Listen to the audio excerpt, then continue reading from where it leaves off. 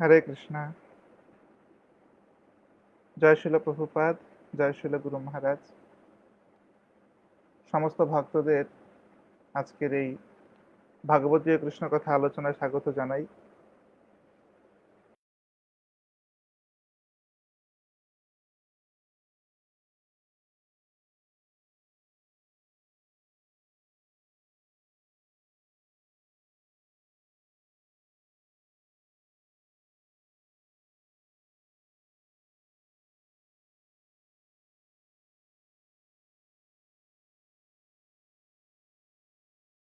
প্রভু নিত্যানন্দ শ্রী অদ্বৈত গদাধর শ্রীবাসাদি গৌর ভক্তবৃন্দ, হরে কৃষ্ণ রাম রাম রাম হরে হরে, হরে কৃষ্ণ। সমবেত ভক্তবৃন্দ কি যায়, অনন্ত কোটি বৈষ্ণব বৃন্দ কি যায়।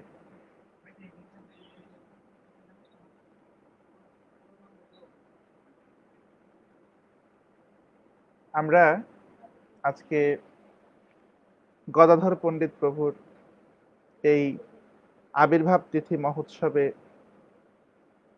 শ্রীমতী রাধারানীর প্রকাশ, সে গদাধর পণ্ডিত প্রভুর দিব্য লীলামৃত আস্বাদন করব। চৈতন্য চরিতামৃতে কৃষ্ণদাস কবিরাজ গোস্বামী বলছেন, গদাধর পণ্ডিত আদি প্রভুর নিজ শক্তি, তা সবার চরণে মোর সহস্র প্রণতি। গদাধর পণ্ডিত তিনি ভগবানের অন্তরঙ্গ শক্তি, এবং অন্তরঙ্গ শক্তি যারা রয়েছেন তাদের মধ্যে তিনি প্রধান। যেমন স্বরূপ দামোদর রায় রামানন্দ যারা হচ্ছেন ললিতা এবং বিশাখা সখীর প্রকাশ, ঠিক তেমনি এরা হচ্ছেন ভগবানের অন্তরঙ্গা শক্তি। জগদানন্দ পণ্ডিত, তাদের মধ্যে যিনি প্রধান তিনি হচ্ছেন গদাধর পণ্ডিত প্রভু। এবং সেই চৈতন্য চরিতামৃতের মঙ্গলাচরণে 5 নম্বর শ্লোকে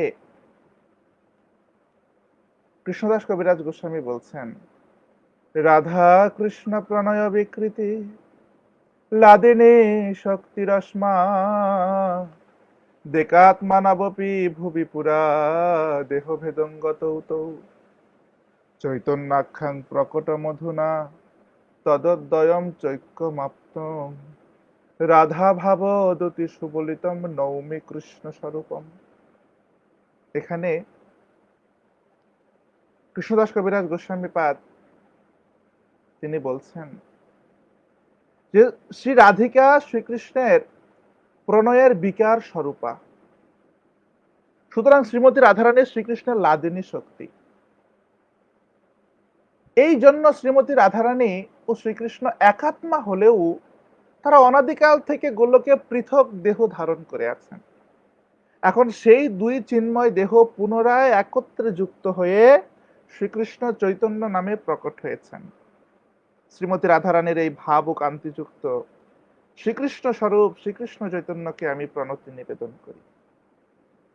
তাহলে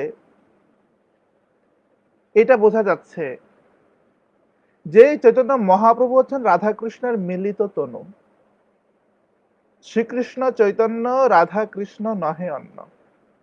তাহলে কেন শ্রীমতী রাধারানী পুনরায় গদাধর পণ্ডিত রূপে আবির্ভূত হলেন, সেই তত্ত্ব বিশ্লেষণ করে এর পরের শ্লোকেই কৃষ্ণদাস কবিরাজ গোস্বামী বলছেন, চৈতন্য মহাপ্রভুর আবির্ভাবের মুখ্য কারণ, আর এই কারণের মধ্যেই নিহিত আছে গদাধর পণ্ডিতের আবির্ভাবের কারণ। শ্রীমতী রাধারানী কেন গদাধর পণ্ডিত রূপে আসলেন সেই কারণও এখানে নিহিত আছে।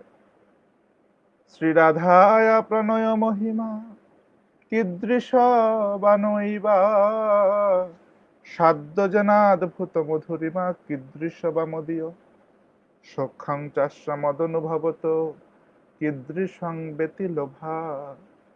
তদ্ভাবাঢ্য সমজনী শচীগর্ভ সিন্ধু হরিন্দু। অনুবাদ: শ্রী রাধার প্রেমের মহিমা কি রকম।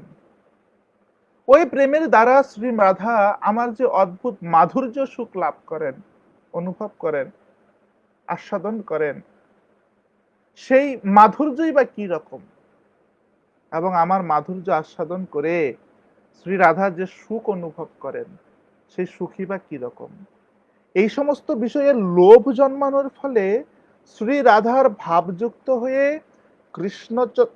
শ্রীকৃষ্ণ রূপ চন্দ্র শচী গর্ভসিন্ধুতে আবির্ভূত হয়েছেন। তাহলে এখন এই এই যে কথাগুলো, এগুলো একটু বিশ্লেষণ করলে আমরা বুঝতে পারবো কেন শ্রীমতী রাধারানী গদাধর পণ্ডিত রূপে আসলেন। কেননা আমরা চৈতন্য লীলায় দেখতে পাই যে সেই রায় রামানন্দ, যিনি বিশাখা সখী এবং অর্জুন সখার মিলিত তনু।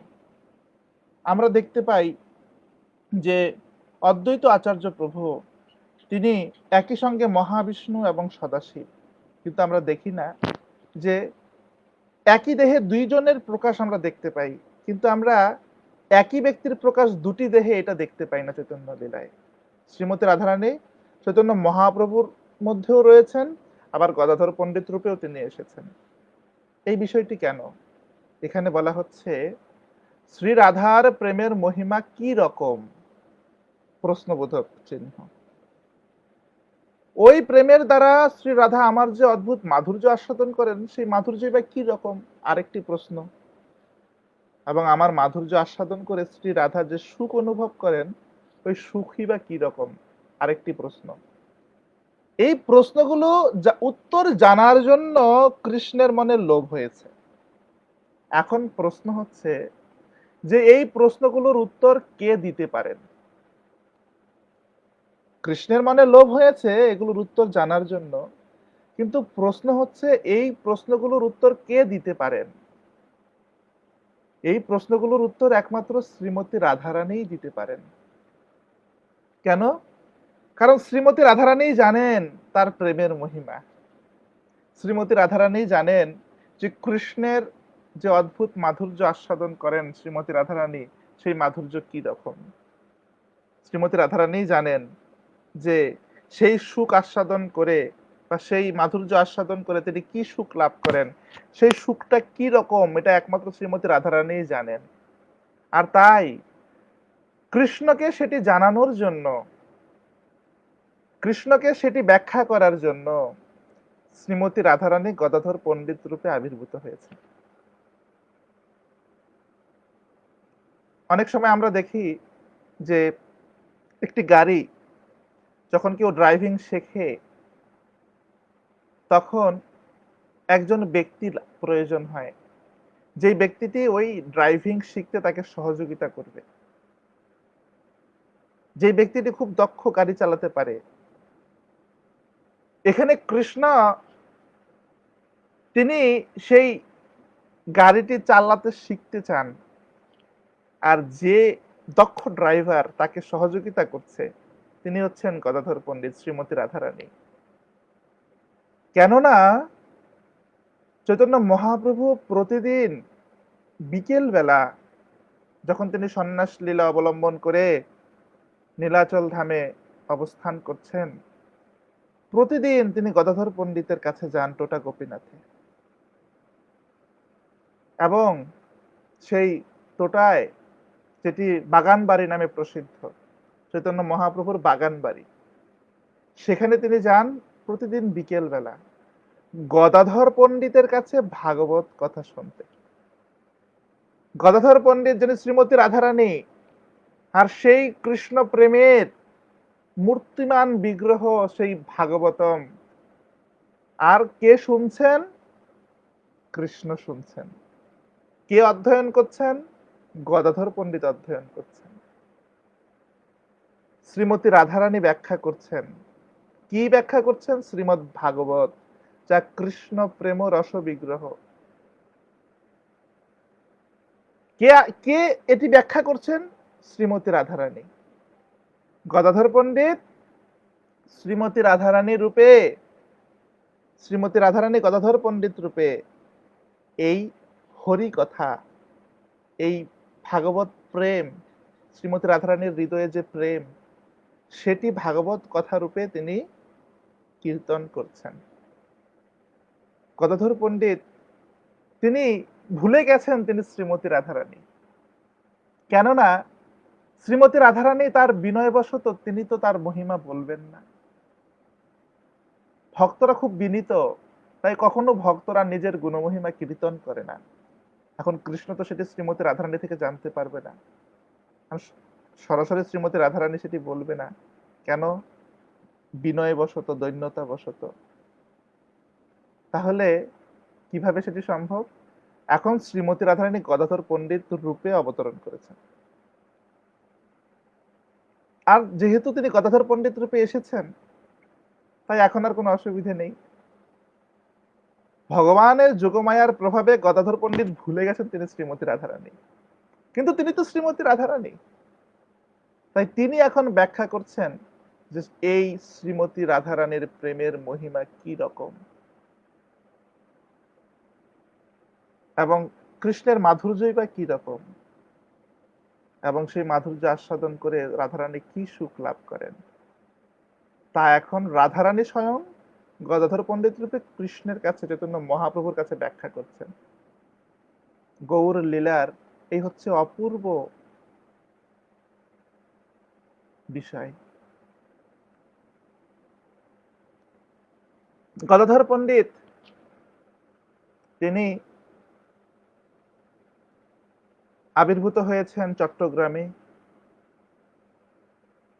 তার পিতার নাম মাধব মিশ্র এবং মায়ের নাম রত্নাবতী দেবী। ভাই বাণীনাথ মিশ্র। যখন গদাধর পণ্ডিতের বয়স 12 বছর, তখন তিনি এবং তার সম্পূর্ণ পরিবার তারা নবদ্বীপে চলে আসেন। এসে গঙ্গা তীরে বসবাস করতে শুরু করেন। মাধব মিশ্রের সঙ্গে জগন্নাথ মিশ্রের এক অপূর্ব সম্পর্ক এবং ভাববন্ধন সৃষ্টি হয়, এবং সেই সঙ্গে গদাধর পণ্ডিতের সঙ্গে চৈতন্য মহাপ্রভুর সখ্যতা সৃষ্টি হয়। গদাধর পণ্ডিত মহাপ্রভুর 1 বছর পর আবির্ভূত হয়েছেন, 1 বছর পর। তাই যখন তাদের মিলন হয়, তখন চৈতন্য মহাপ্রভুর বয়স ছিল 12 বছর, আর গদাধর পণ্ডিতের বয়স ছিল তখন, চৈতন্য মহাপ্রভুর বয়স ছিল 13 বছর, আর গদাধর পণ্ডিতের বয়স ছিল 12 বছর। গদাধর পণ্ডিত তিনি অত্যন্ত নম্র, ভদ্র, সরল, নিষ্কপট, নির্মৎসর এবং অত্যন্ত বিষ্ণু ভক্ত ছিলেন বা কৃষ্ণ ভক্ত ছিলেন। কিন্তু চৈতন্য মহাপ্রভু ছিলেন তার বিপরীত। চৈতন্য মহাপ্রভু বা নিমাই পণ্ডিত তিনি ছিলেন উদ্ধতের শিরোমণি। চৈতন্য মহাপ্রভুর এটির ইচ্ছা, কৃষ্ণ তিনি স্বাধীন স্বরাট, তিনি যা ইচ্ছা তাই করতে পারেন। ভগবান তিনি কি করতেন? তিনি স্বভাব সুলভ ভাবে অত্যন্ত চঞ্চলমতি, অত্যন্ত উদ্ধত। তিনি সেই নবদ্বীপের বড় বড় স্কলারদের আমন্ত্রণ করতেন, ন্যায়শাস্ত্র বা ন্যায়ের ফাঁকি জিজ্ঞাসা করতেন, তর্ক করতেন, এবং তাদেরকে সেই তর্কে পরাজিত করতেন। আবার পুনরায় তাদের মতটাই প্রতিষ্ঠিত করতেন শাস্ত্রীয় বিচারে। এভাবে চৈতন্য মহাপ্রভু তিনি ব্যাকরণ এবং ন্যায়শাস্ত্রে এবং সর্বরকম শাস্ত্রে তিনি অত্যন্ত পারঙ্গত ছিলেন, এবং এভাবে তিনি সবাইকে তর্কে আহ্বান করতেন। চৈতন্য মহাপ্রভু গঙ্গা ঘাটে যখন বৈষ্ণবরা স্নান করতে যেতেন, ভক্তরা স্নান করতে যেতেন, তখন তিনি ডুব দিয়ে কারো ধুতি ধরে টান দিতেন। কখনো কখনো যখন ব্রাহ্মণরা গঙ্গায় দাঁড়িয়ে গায়ত্রী করতেন, তখন চৈতন্য মহাপ্রভু তাদের গায়ের দিকে কাদা ছুঁড়ে দিতেন। এরকম ভাবে তিনি সেই ভক্তদের সঙ্গে লীলা বিলাস করেছেন। যখন ছোট ছোট মেয়েরা তারা গঙ্গার তীরে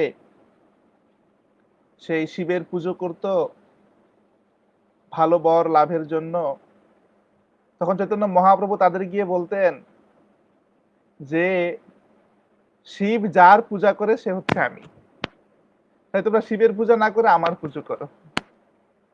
তোমরা যদি আমাকে সন্তুষ্ট করো তাহলে তোমরা খুব ভালো স্বামী পাবে, খুব ভালো পতি পাবে। আর যদি আমি অসন্তুষ্ট হই তোমাদের প্রতি, তোমরা যদি আমার পুজো না করো তাহলে তোমাদের কালো মোটা স্বামী হবে, বুড়ো স্বামীর সঙ্গে বিয়ে হবে, ৩০৩-এর ঘর হবে। তো এইভাবে চৈতন্য মহাপ্রভু বিভিন্ন রকম লীলা বিলাস করতেন, অত্যন্ত চপল উদ্ধত মহাপ্রভুর লীলা। এবং তখন গদাধর পণ্ডিত আদি ভক্তরা, গদাধর পণ্ডিত মহাপ্রভুর নিত্য সঙ্গী ছিলেন, তিনি কখনো নিমাইয়ের সঙ্গ ত্যাগ করতেন না। তখন গদাধর পণ্ডিত তিনি মনে মনে প্রার্থনা করতেন যে হে কৃষ্ণ, নিমাই যেন একসময় ভক্ত হয়, নিমাই যেন একসময় বৈষ্ণব হয়। এবং শিশুকাল হতে তিনি সংসারে অত্যন্ত বিরক্ত ছিলেন, সংসারের প্রতি অত্যন্ত বিরক্ত, বিষয় বিরক্ত ছিলেন। শিশু হইতে সংসারে বিরক্ত বড় মানে, ঈশ্বর পুরীও স্নেহ করেন তাহা নেই। ঈশ্বরপুরী যিনি নবদ্বীপে এসেছিলেন, তিনি ভ্রমণ করতে করতে তিনি মাধবেন্দ্র পুরীপাদের শিষ্য, যার নিকট হতে চৈতন্য মহাপ্রভু পরবর্তীতে গয়ায় দীক্ষা গ্রহণ করেছিলেন, সেই ঈশ্বর পরিপাদ তিনি নবদ্বীপে আসেন এবং তার কাছে ভক্তরা ভাগবত কথা শ্রবণ করে। চৈতন্য মহাপ্রভু গদাধর পণ্ডিত ঈশ্বরপুরী মহারাজের কাছ থেকে ভাগবত কথা শ্রবণ করেছেন। তখন গদাধর পণ্ডিতের এমন সরলতা দেখে, গদাধর পণ্ডিতের এমন অকপট ব্যবহার, সরল ব্যবহার, ভদ্র নম্র, এই সমস্ত কিছু এবং আনুগত্য, এই সমস্ত কিছু ঈশ্বরপুরী মহারাজকে অনেক আকৃষ্ট করে। গদাধর পণ্ডিতেরে আপন আরকৃত পুঁথি পরায়ণ নাম কৃষ্ণ লীলামৃত।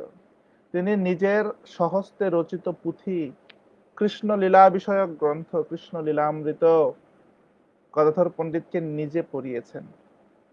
চৈতন্য মহাপ্রভুকে তিনি বলেছিলেন, ঈশ্বরপুরী মহারাজ, যে তুমি তো মহান পণ্ডিত, শাস্ত্র বিশারদ, তুমি আমার এই কৃষ্ণ লীলামৃত গ্রন্থটির দোষ বিচার করো, এর কি কি দোষ রয়েছে, যাতে এই গ্রন্থটি সমস্ত দোষ মুক্ত হয়ে একটি শুদ্ধ গ্রন্থ হতে পারে। তখন চৈতন্য মহাপ্রভু বললেন যে বৈষ্ণব যখন কোনো কিছু রচনা করেন, ভগবানের শুদ্ধ ভক্ত যখন কোনো কিছু রচনা করেন, আর সেটি যদি কৃষ্ণ লীলা বিষয়ক হয়, তাহলে সেটির কোনো দোষ দর্শন করা মানে পাপ, সেটির দোষ দর্শন করা উচিত নয়। কারণ ভগবান তার লীলা তার ভক্তের মাধ্যমে প্রকাশ করেন। সেই ভক্তই একমাত্র, ভক্ত মাম অভিজানাতি জাবান যস্মিন তত্ত্বতঃ, একমাত্র ভক্তরা ভগবানকে তত্ত্বগত ভাবে জানেন। গদাধর পণ্ডিত কখনো তর্ক করতে ভালোবাসতেন না। চৈতন্য মহাপ্রভু যখনই তার সঙ্গে দেখা হতো, তিনি গদাধর পণ্ডিতকে তর্কে আহ্বান করতেন। সেটি গদাধর পণ্ডিতের ভালো লাগতো না, তাই গদাধর পণ্ডিত তিনি চেষ্টা করতেন সবসময় এড়িয়ে যেতে। কিন্তু একদিন এই মতো বিদ্যারসে বৈকুণ্ঠ ঈশ্বর, ভ্রমিতে দেখেন আর দিনে গদাধর। এইভাবে বিদ্যারস আস্বাদনে চৈতন্য মহাপ্রভু যখন ভ্রমণ করছেন, একদিন তিনি দেখলেন যে গদাধর আসছে। হাসি দুই হাতে প্রভু রাখিলা ধরিয়া, ন্যায় পর তুমি আমা যাও প্রভু দিয়া। হেসে এসে চৈতন্য মহাপ্রভু বলছেন, তার দুই হাত ধরে কি বলছেন, যে গদাধর, তুমি ন্যায় শাস্ত্র অধ্যয়ন করো আর তুমি লুকিয়ে থাকো আমা যাও প্রভু দিয়া, আজকে আমি তোমাকে পেয়েছি। গদাধর পণ্ডিত বলেন, ঠিক আছে, জিজ্ঞাসহ গদাধর বলয় বচন, প্রভু বলে কহ দেখি মুক্তির লক্ষণ। তখন গদাধর পণ্ডিত বলছে, ঠিক আছে, তুমি আমাকে জিজ্ঞাসা করো, ন্যায় শাস্ত্র থেকে জিজ্ঞাসা করো। তখন গদাধর পণ্ডিতকে মহাপ্রভু জিজ্ঞাসা করছেন, তাহলে তুমি আমাকে বলো মুক্তির কি লক্ষণ। শাস্ত্র অর্থ যেন গদাধর বাখা নীলা, মহাপ্রভু বলেন ব্যাখ্যা করিতে না জানিলা। যখন গদাধর পণ্ডিত শাস্ত্রের অর্থ, সেই মুক্তির অর্থ ব্যাখ্যা করলেন, মহাপ্রভু বললেন যে তুমি ব্যাখ্যা করতে জানো না, তোমার ব্যাখ্যা সঠিক নাই। গদাধর বলে আত্যন্তিক দুঃখ নাশ, ইহারেই শাস্ত্রে কহে মুক্তির প্রকাশ। গদাধর পণ্ডিত বললেন মুক্তি মানে হচ্ছে আত্যন্তিক দুঃখ নাশ। জীবের যে দুঃখ, সে দুঃখ যখন বিনষ্ট হয়, আত্যন্তিক ভাবে যখন দুঃখের নাশ হয়, মানে জীব যখন এই দুঃখপূর্ণ অবস্থা থেকে মুক্তি লাভ করে।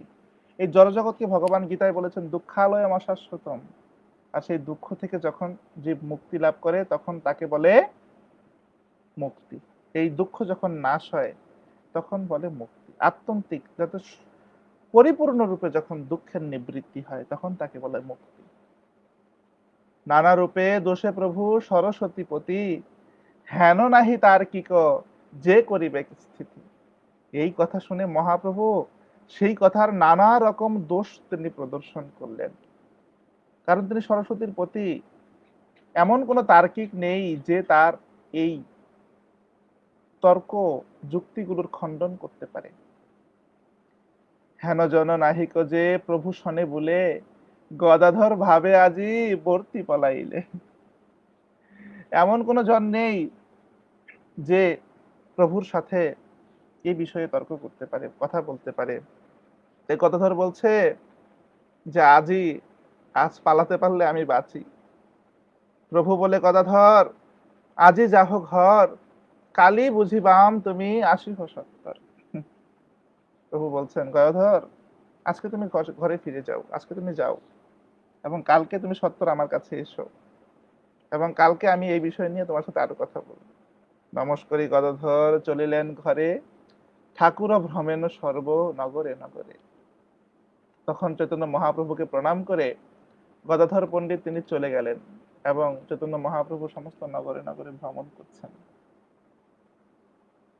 গয়া থেকে যখন চৈতন্য মহাপ্রভু ফিরে আসেন দীক্ষা গ্রহণ করে, চৈতন্য মহাপ্রভু গয়াতে গিয়েছিলেন তার পিতার সেই পিণ্ড দান করার জন্য। চৈতন্য মহাপ্রভুর বয়স যখন 12 বছর, তখন তার পিতা জগন্নাথ মিশ্র তিনি দেহ ত্যাগ করেন এবং গদাধর পণ্ডিত আদি সমস্ত ভক্তদের চৈতন্য মহাপ্রভু তিনি প্রভুত দিয়ে তিনি সেই গয়াতে যান পিণ্ডদান করার জন্য। তখন সেখানে গিয়ে ঈশ্বরপুরী মহারাজের সঙ্গে চৈতন্য মহাপ্রভুর সাক্ষাৎ হয় এবং সেই বিষ্ণু পাদপদ্ম দর্শন করার পরেই চৈতন্য মহাপ্রভুর যে কৃষ্ণ প্রেম ভাব, সেই কৃষ্ণ প্রেম বিকার তিনি প্রকাশ করেন এবং সেই অশ্রু স্বেদ কম্প পুলক আদি এই সমস্ত কিছু মহাপ্রভুর দিব্য অঙ্গে প্রকাশিত হয়। তখন চৈতন্য মহাপ্রভু যখন এরকম ভাবে কৃষ্ণ প্রেম, শ্রীমতী রাধারানীর বিরহ ব্যথা, শ্রীমতী রাধারানী যেমন কৃষ্ণের বিরহে উন্মাদের মতো কান্না করতেন, ঠিক তেমন চৈতন্য মহাপ্রভু তিনি সেই কৃষ্ণ বিরহ প্রেম প্রকাশ করেছেন এবং সেই মহাভাব যখন উদিত হয় তখন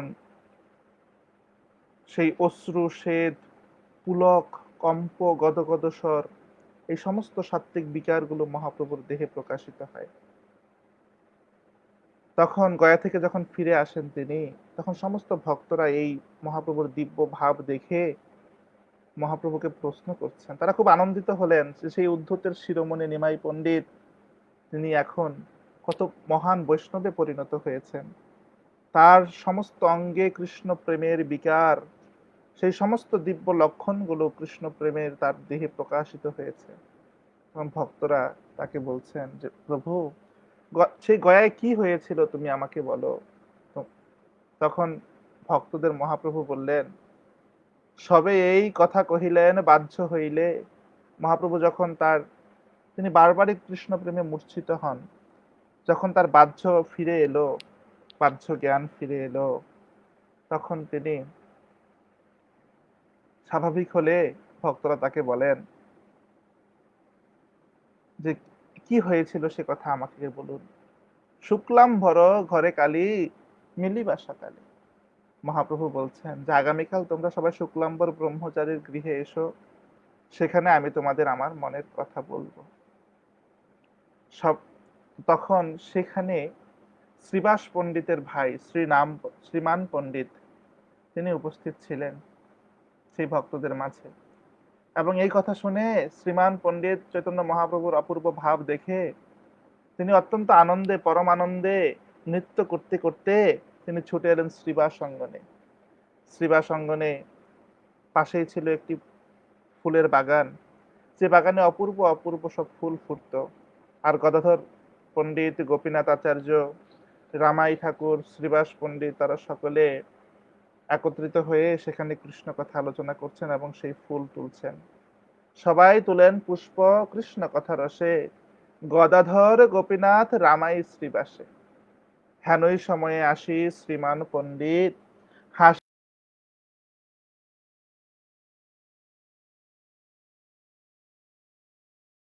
সবাই বলেন আজি বড় দেখি হাস্য, শ্রীমান কহেন আছে কারণ অবশ্য।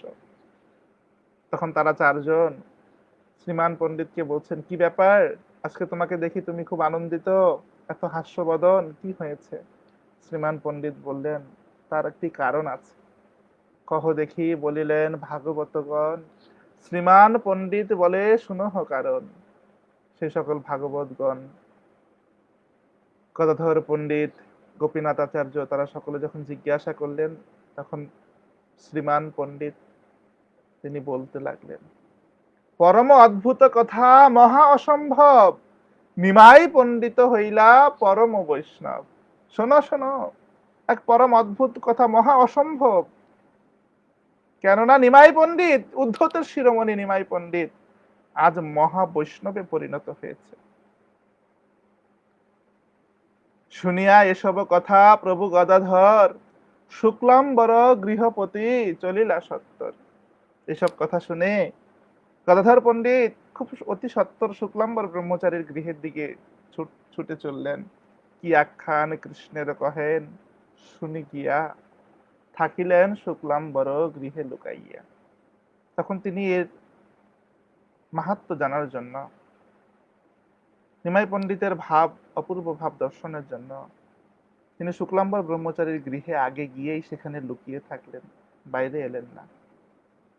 যখন মহাপ্রভুর সঙ্গে সমস্ত ভক্তরা মিলিত হতে এসেছেন, সমস্ত ভক্তরা মহাপ্রভুর এই অপূর্ব ভাব দর্শন করে ভাগবতের এবং ভক্তি ভাবময় বিভিন্ন শ্লোক দ্বারা মহাপ্রভুর বন্দনা করছেন।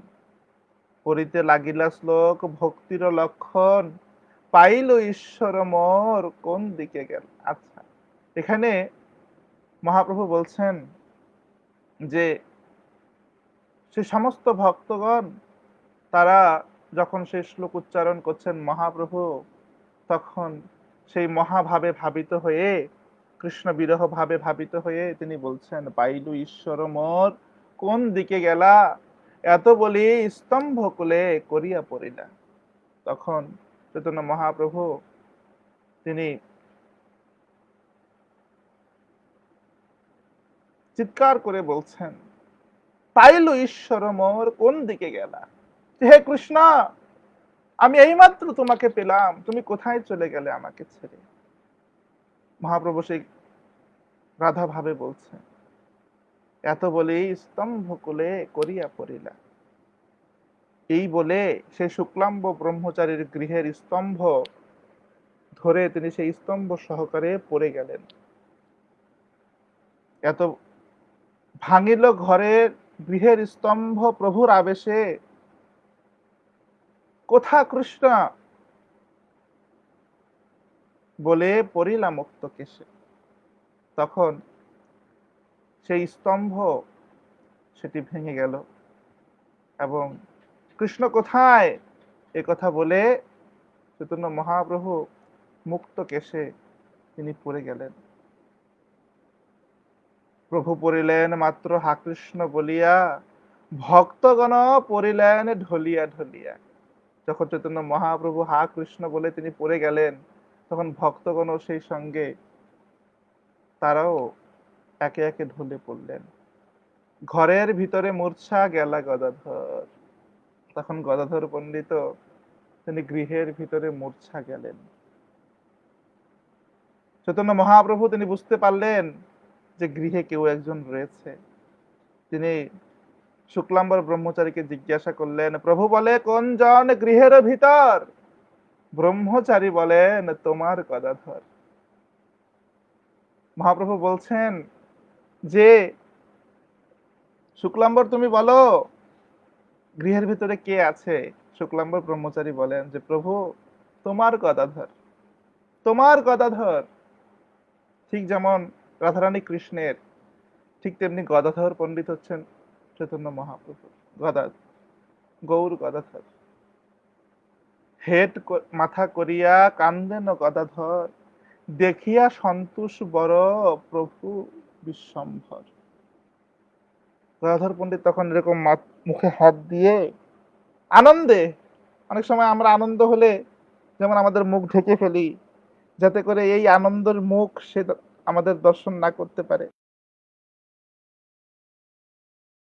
তখন এটা দেখে মহাপ্রভুর খুব আনন্দ হলো এবং মহাপ্রভু গদাধর পণ্ডিতকে ডেকে ডেকে বলছেন, প্রভু বলে গদাধর তুমি সে সুকৃতি, শিশু হইতে কৃষ্ণেতে করিলা দৃঢ়মতি। হে গদাধর, তুমি অত্যন্ত সুকৃতিবান, কেন শিশুকাল হইতেই কৃষ্ণের প্রতি তোমার গভীর আসক্তি রয়েছে।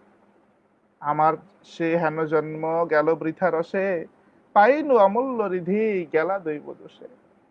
হে গদাধর, আমার এই জন্ম বিফলে গেল, যদিও আমি কৃষ্ণকে পেলাম, তবু আজ আমি কৃষ্ণকে হারিয়ে ফেলেছি। কৃষ্ণ কোথায় চলে গেল তুমি আমাকে বলো। একদিন গদাধর পণ্ডিত কে নিয়ে চৈতন্য মহাপ্রভু অদ্বৈত আচার্য প্রভুর গৃহে গেলেন। একদিন প্রভু গদাধর করি সঙ্গে, অদ্বৈত দেখিতে প্রভু চলিলেন রঙ্গে। অদ্বৈত দেখিবা মাত্র প্রভু বিশ্বম্ভর, পড়িলা মূর্ছিত হই পৃথিবী উপর। অদ্বৈত আচার্য প্রভুকে দেখে মহাপ্রভু সেই পৃথিবীর উপর মূর্ছিত হয়ে পড়ে গেলেন। ভক্তি ভাব প্রভাবে অদ্বৈত মহাবল, এই মূর প্রাণনাথ জানিলা সকল। অদ্বৈত আচার্য প্রভু যিনি মহাবিষ্ণু, তিনি বুঝতে পারলেন ইনি হচ্ছেন আমার প্রভু, ইনি আমার প্রাণনাথ। তখন অদ্বৈত আচার্য প্রভু যে সকল সরঞ্জাম কৃষ্ণ পূজার জন্য তৈরি করেছিলেন, সেই ধূপ দীপ কর্পূর অগুরু সমস্ত কিছু, শঙ্খ রুমাল, সে সমস্ত কিছু দিয়ে তিনি মহাপ্রভুর আরতি করতে লাগলেন। গতি যাবে চূড়া আজি, ভাবে মনে মনে, এতদিন চুরি কলি বুলো এইখানে। কেন? অদ্বৈত আচার্য প্রভুকে দেখলে চৈতন্য মহাপ্রভু চরণে হাত দিয়ে প্রণাম করতেন এবং চরণ ধুলি নিতেন। তাই আজকে অদ্বৈত আচার্য প্রভু বলছেন যে হে চোর, আজ তুমি ধরা খেয়েছ। যে চোর শ্রীমতী রাধারানীর হৃদয় চুরি করেছেন, তুমি আজ কোথায় যাবে? আজকে এখন আমি তোমাকে পেয়েছি, আজ আমি চুরি করব। অদ্বৈতের ঠাই তোর না লাগে চোরাই। হে চোর, তুমি অদ্বৈতের কাছে আসো না, চোরের উপরে চুরি করে বয়ে থাই। আজ আমি তোমাকে পেয়েছি, তাই আজ চোরের উপর আমি চুরি করব। কি করবে?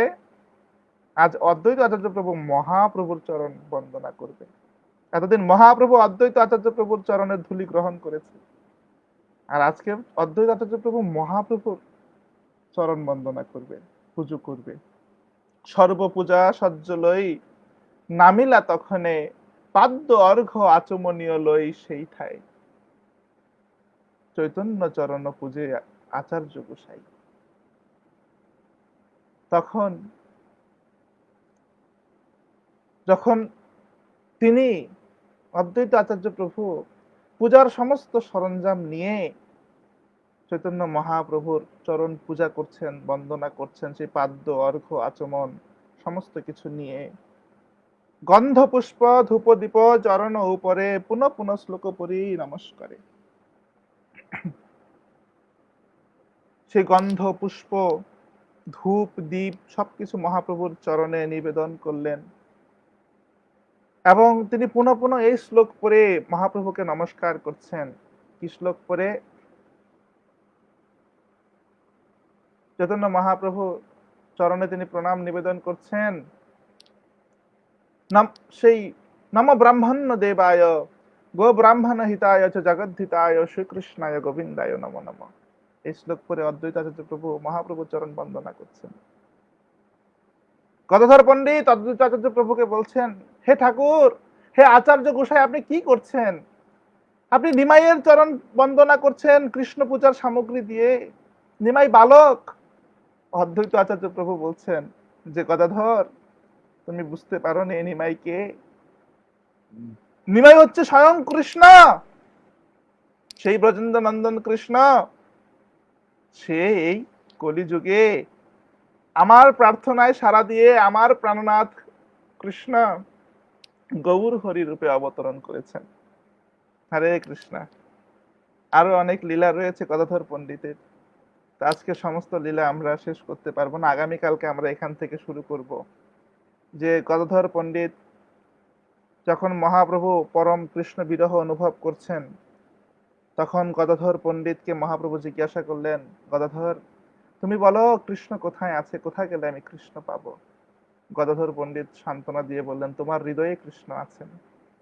তখন মহাপ্রভু তার এই হাতের নখ দিয়ে তার হৃদয় বিদীর্ণ করছেন কৃষ্ণকে দর্শন করার জন্য।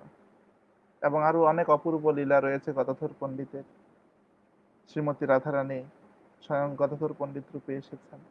আরো অনেক লীলা রয়েছে। আমরা আগামী ক্লাসে আগামীকালকে আমরা সেই বাকি লীলাগুলো শ্রবণ করব। হরে কৃষ্ণ। জয় শিল প্রভুপাদ, জয় শিল গুরু মহারাজ।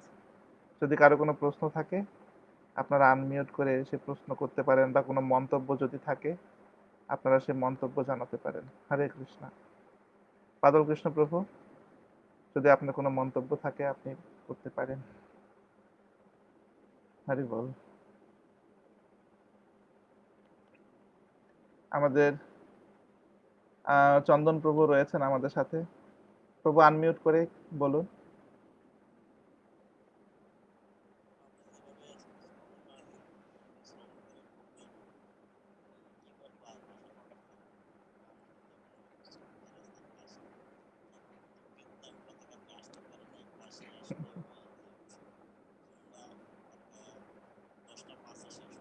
আচ্ছা আচ্ছা, হরি বল। ঠিক আছে। জয় শিল প্রভুপাদ, জয় গুরু মহারাজ। আপনি কৃপা করবেন আমাদের জন্য। হরে কৃষ্ণ। বাদল কৃষ্ণ প্রভু কিছু বলবেন? আনমিউট করে বলুন, মাইক্রোফোনে ক্লিক করুন, আনমিউট করে বলুন। হরে কৃষ্ণ।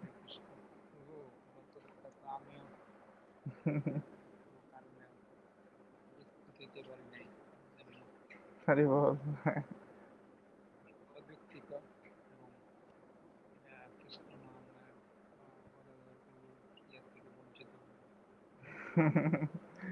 না, আমরা সেই লীলাগুলো আজকে আলোচনা করেছি, কালকেও করব একই লীলাগুলো। হ্যাঁ, তো আশা করি আগামীকালকে আপনার দর্শন পাবো। হরি বল। আমাদের মাতাজি কিছু বলতে চায়, সুমি মাতাজি। মাতাজি আনমিউট করে বলুন যদি কিছু বলার বা থাকে বা কোনো কিছু মন্তব্য থাকে। বিমল হালদার প্রভু কিছু বলতে চায়? আনমিউট করে বলেন। সময় আমাদের প্রায় শেষের দিকে আছে, হয়তো শেষ হয়ে যাবে এখনই। বিমল হালদার প্রভু বা সুমি মাতাজি, কেউ কিছু বলবেন? হরে কৃষ্ণ।